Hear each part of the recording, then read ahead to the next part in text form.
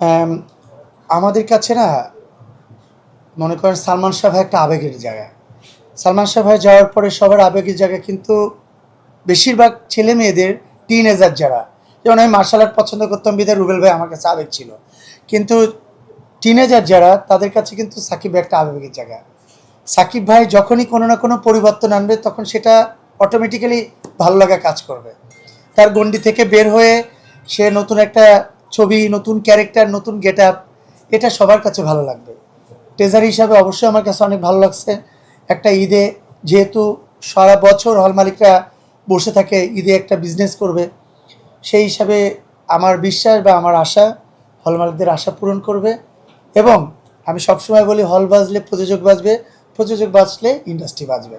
So Shakib ভাই আছে, সাকিব ভাইয়ের ভালো কাজগুলা আমার মনে হয় দর্শকদের কাছে প্রশংসিত হবে এবং হল মালিকরা প্রফিট করবে। এবং আমার বিশ্বাস সাকিব ভাই বাদেও আরও যাদের হল ছবি রিলিজ হবে এবার ঈদে আমার মনে হয় সবগুলা ছবি মোটামুটি ভালো যাবে। প্রত্যেকটা ছবির ম্যারিট ভালো।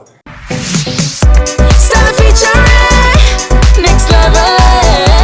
Well done, side by side, fridge.